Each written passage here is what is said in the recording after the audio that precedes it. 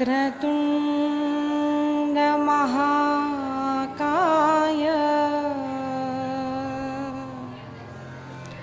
सूर्यकोटि समप्रभ निर्विघ्नं कुरु मे देव सर्वकार्येषु सर्वदा। मातृदेवो भव पितृदेवो भव आचार्यदेवो भव अतिथिदेवो भव परस्परदेवो भव। भरत जी महाराज नारायण हरि नारायण नारायण नारायण करते हैं, नित्य प्रति संध्या वंदन भगवान का स्मरण, यह उनका जीवन था। गंडकी नदी के किनारे अपना आश्रम बना लिया, भगवान का स्मरण करते हैं। एक दिन नदी में उपस्थित थे, दोनों बाजू में पहाड़ था और एकाएक उन्होंने चीख सुनी, सिंह की दहाड़ और एक हरिणी की आवाज चीखते हुए। और एकदम उन्होंने देखा कि एक पहाड़ से दूसरे पहाड़ पर एक गर्भिणी हरिणी ने छलांग मारी। सिंह की दहाड़ सुनाई दी, उस भय से उसका गर्भ पानी में गिर गया। देखा वो दृश्य और तुरंत जाकर के उस मृग छावक को उठा लिया। दौड़ते दौड़ते ऊपर जाकर देखा तो वह हरिणी भरत जी के पास देखती है, हरिण बालक के पास देखती है, फिर भरत जी के पास देखती है। अपने बालक को देखकर अपना देह त्याग देती है। भरत जी को लगा कि छोटा सा बालक है, मां मर गई, छोड़ दूंगा तो पता नहीं कोई सिंह व्याघ्र खा ले।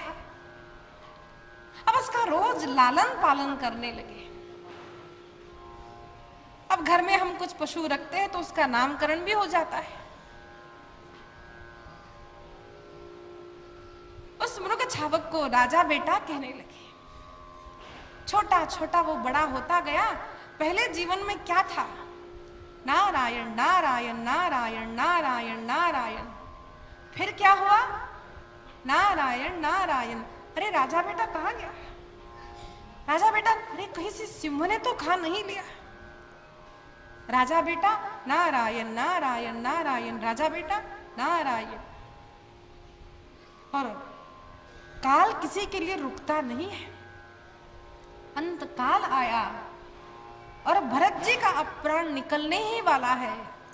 उन्होंने देखा कि राजा बेटा कल से घर आया नहीं है। व्याकुल हो गए। छोटा सा नन्हा पता नहीं कहां चला गया, किसी व्याघ्र ने तो खा नहीं लिया। राजा बेटा कहते। अब राजा बेटा जवान हो गया तो क्या करता? रानी को ढूंढने चला गया। अब ये व्याकुल हो रहे थे, तभी वो मृग छावक आया। उसे देख करके अंतकाल में प्रसन्नता हुई। आ गया, सब कुशल है, आ गया और देह त्याग दिया। देह त्याग दिया। अगले जन्म में मृग का ही शरीर उन्हें प्राप्त हुआ। अरे ऋषभदेव साक्षात भगवान के अवतार, ऐसे पिता के यहाँ पर जन्म हुआ। संपूर्ण जीवन धर्म का पालन करते हुए व्यतीत किया। अंतकाल में भगवान की आराधना करने के लिए सब छोड़ दिया। लेकिन क्या हुआ? एक राजा बेटा से मन चिपक गया और मृग बनना पड़ा। हमारी भी साधना कुछ ऐसी ही होती है। भागवत सुनने के बाद हमारे भी मन में आता है कि हम भी थोड़ा नारायण नारायण कर ले। अब घर में नारायण नारायण नारायण करते करते कैसी हमारी दशा होती है, नारायण नारायण नारायण, अरे दूध जा रहा है जरा देखो तो सही, नारायण नारायण नारायण नारायण, अरे चाय लगा दो देर हो रही है, नारायण नारायण, दादी के यहाँ पर अंक पर पूता है, नारायण नारायण, वो बेटा बेटा बेटा, नारायण नारायण, चलता है ऐसे, चलता है ऐसे। एक लोगों में भ्रम है कि काम करते हुए नामस्मरण नहीं करना चाहिए, फिरते हुए नहीं करना चाहिए, ये भी गलत बात है। चलते फिरते उठते बैठते इतना ही नहीं, लघु शंका दीर्घ शंका करते हुए भी नामस्मरण किया जा सकता है। मंत्र का स्मरण नहीं किया जा सकता। ओम ऐं ह्रीं क्लीं, ये जब बीज लगते हैं, ओम नमो भगवते वासुदेवाय अथवा कोई मंत्र हो, तो उन मंत्रों का स्मरण केवल पवित्र अवस्था में ही करना चाहिए। घर में किसी का देहांत हो गया, घर में किसी का जन्म हुआ, तो ये मंत्र का अनुष्ठान नहीं चलता। अपवित्र अवस्था में बाथरूम में नहीं चलता, नाम सब जगह चलता है। रात में भी उठ करके बैठ करके हम कर सकते हैं। आजकल एक गायत्री मंत्र की ट्रेंड चली है, कहीं पर भी वो कैसेट लगा देते हैं, घर में रजस्वला भी हो तब भी लगा देते हैं, रोड पर लगा देते हैं। हम तो ध्यान करते हैं ओम। गायत्री मंत्र का अधिकार भगवान ने सभी को नहीं दिया, वेदों ने सभी को नहीं दिया है। अब ये कहने पर भी लोग झगड़ा करने पर उतारू हो जाते हैं। अब इंसान की एक वृत्ति है, जो ना करने के लिए कहा क्यों नहीं कहा। अरे राम नाम स्मरण करो, श्री राम जय जय राम करो, राम कृष्ण हरि कहो, श्री हरे कृष्ण कहो, वासुदेव कहो, गोविंद कहो, ये सब नहीं करेंगे। क्यों नहीं कहा, हम तो वही करेंगे। दूसरी बात, अनेक स्त्रियां रुद्र का पाठ करती है, नहीं करना चाहिए। हम ब्राह्मण कन्या है, हमारे पिताजी घना पाटी, लेकिन हमको कभी ऐसा नहीं लगा कि हमारा अधिकार नहीं है, पिताजी ने कहा तो हमारा अपमान है, हमारी अवहे, ऐसा नहीं है। स्त्री का शरीर पुरुष का शरीर भिन्न है। स्त्री की हर प्रकार मानसिक दशा शारीरिक दशा एक प्रकार नहीं होती। स्त्री को जो हमारे शास्त्रों में स्थान दिया है वो पुरुषों को नहीं दिया है। हमारे भारत देश में स्त्री को लक्ष्मी का रूप माना है। कभी आपने सुना है कि घर के दामाद को कहा हमारे विष्णु भगवान आ गए? भाई हम लोग कहते हमारी बहू ना बस लक्ष्मी है, हमारी पोती हुई लक्ष्मी बोलते हैं ना हम लोग। ये स्थान स्त्री का है। यत्र नार्यस्तु पूज्यन्ते रमन्ते तत्र देवताः। पुरुषों को वो स्थान नहीं है।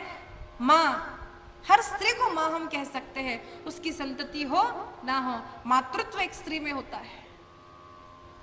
जब एक आधा पुरुष सन्यासी हो जाए तो पिता को प्रणाम करना नहीं चाहिए। पिता सन्यासी पुत्र को प्रणाम करे, लेकिन माता को सन्यासी पुत्र को भी प्रणाम करना चाहिए। ये माँ का स्थान है, ये स्त्री का हमारे यहाँ पर स्थान है।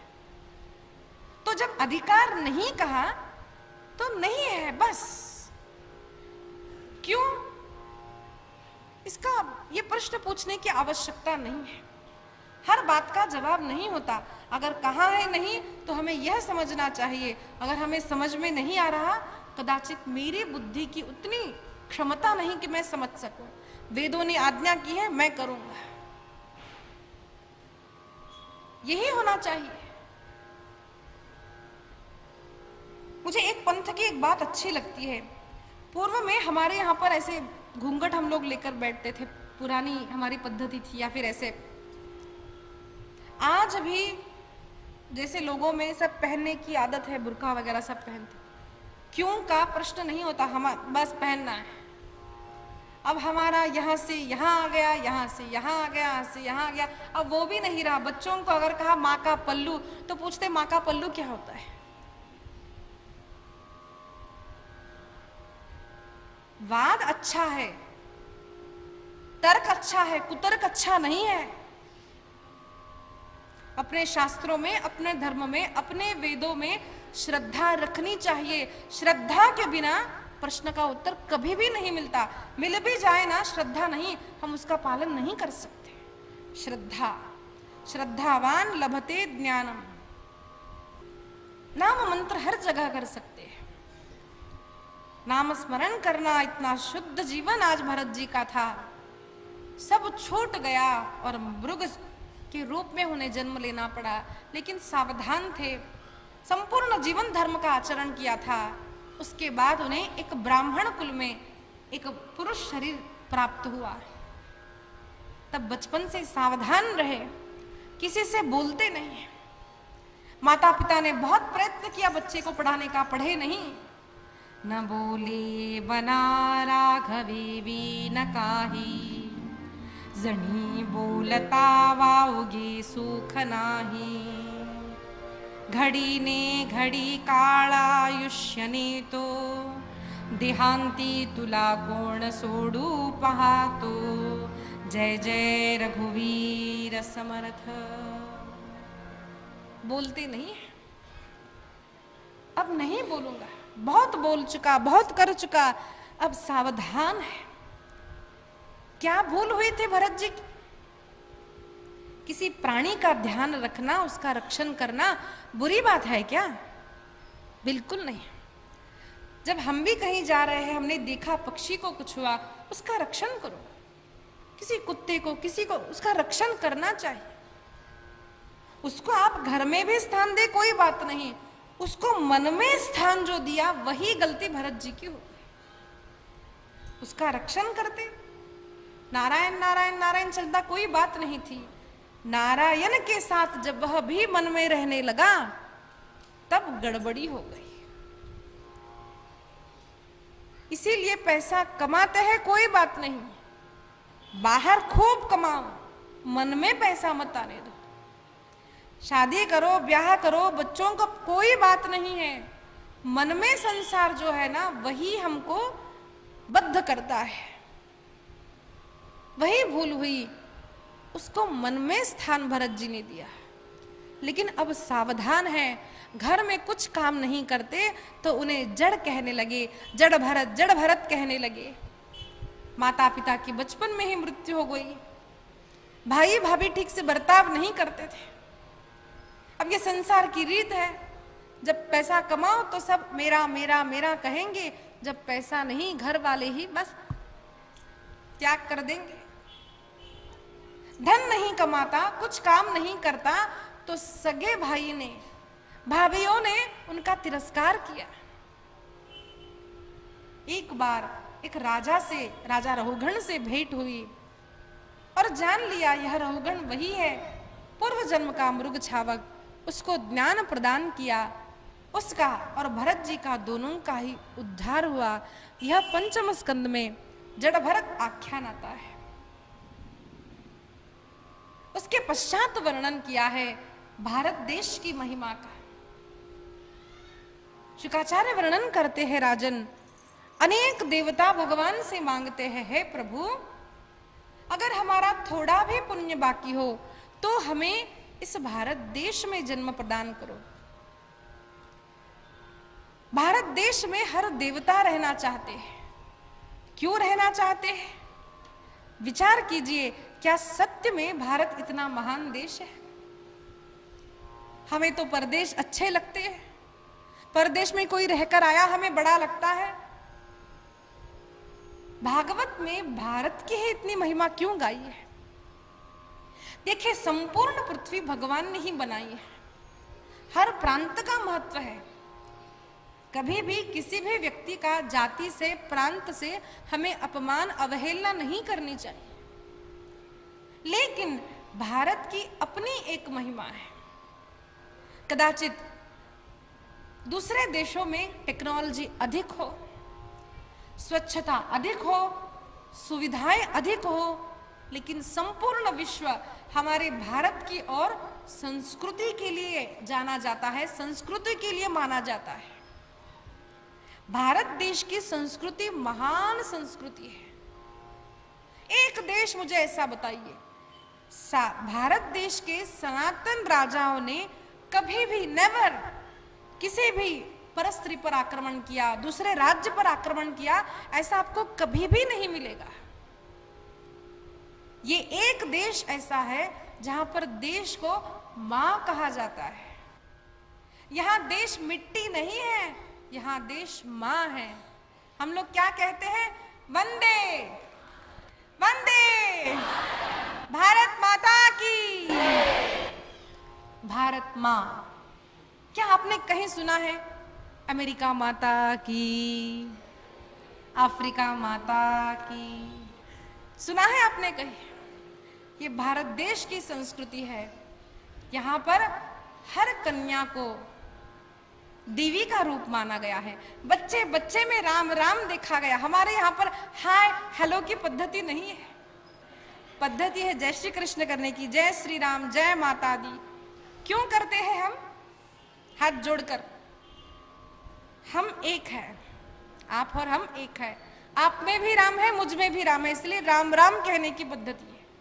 दूसरी बात है, किसी भी निमित्त से भगवान का स्मरण करना, अच्छे का स्मरण करना, मंगल का स्मरण करना।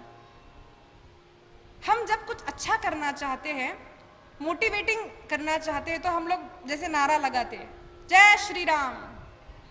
आजकल ये कॉलेज में भी होता है, जो अपने अपने एक थीम का नारा लगाते हैं।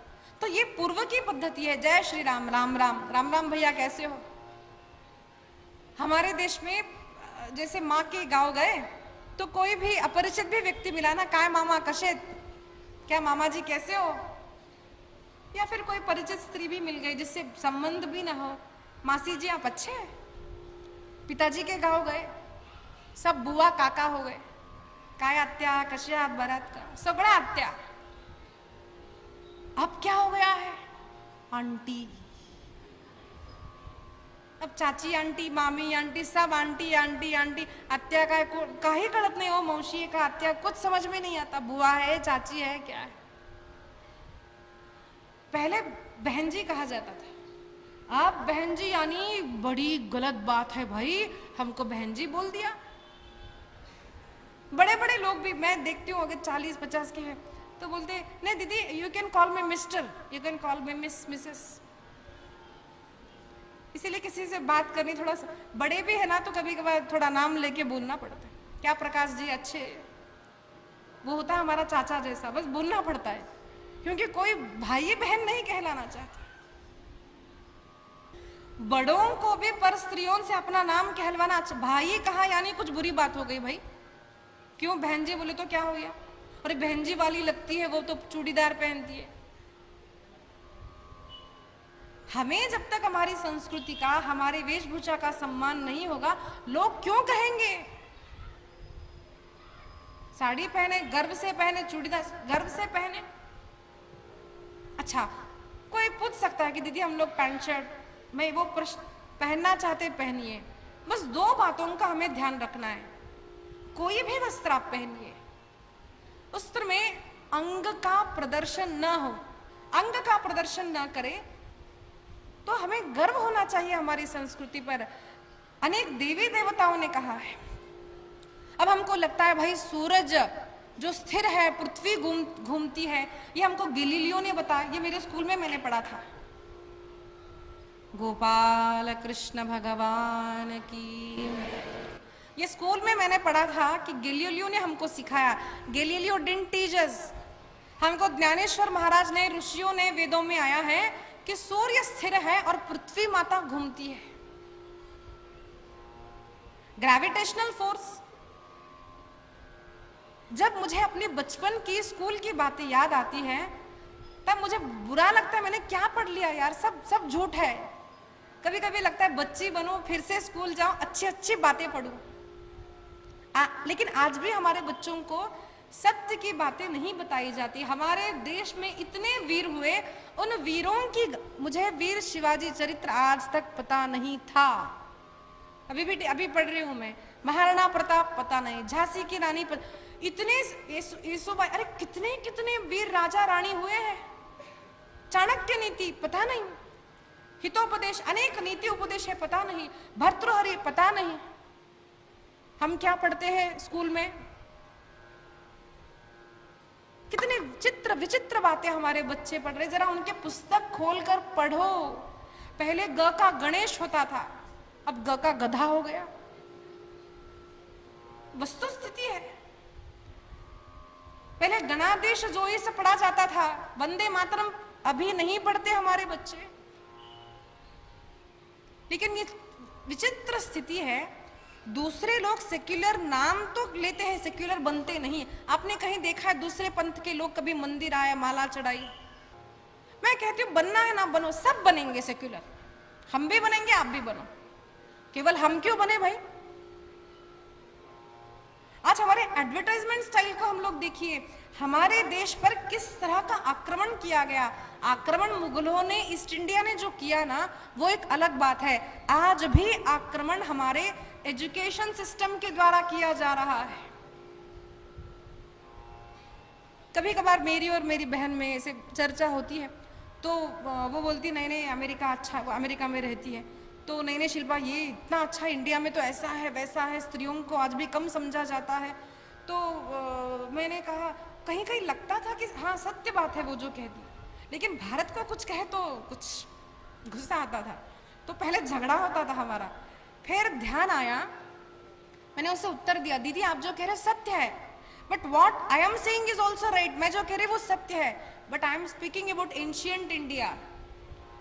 भारत देश के उन प्रांतों के बारे में, हमारे शास्त्रों उसके बारे में मैं कह रही हूं। आज जो भारत है वो भारत नहीं है। हम किस देश में रहते हैं बताओ? अब वीजा में, टिकट में कौन सा देश में रहते हो आप, क्या लिखते हैं हम लोग? क्या लिखते हैं? इंडिया। इंडिया किसी शास्त्र में मुझे नाम लिखा के बताओ कि ये इसको इंडिया कहा जाता है। मैं प्रधानमंत्री जी से हर कथा में बोलते अनुरोध करना चाहती हूँ, एक बात बस ये कर दे कि हमारे देश का नाम भारत ही था, भारत है और भारत ही रहना चाहिए। अगर मैं शिल्पा इंग्लिश में भी हूँ, मराठी में भी शिल्पा हूँ, तेलुगु में भी शिल्पा ही हूँ, India, Bharat called as India. हमको क्वेश्चन आता है ये कभी? तो ये जो हम आप लोग बोल रहे हैं ना, ये इंडिया है। उसको आक्रमणकारियों ने जो बनाया है वो उसको इंडिया, हमको फिर से एकजुट होना है, हमको उसको फिर से इंडिया बनाना है।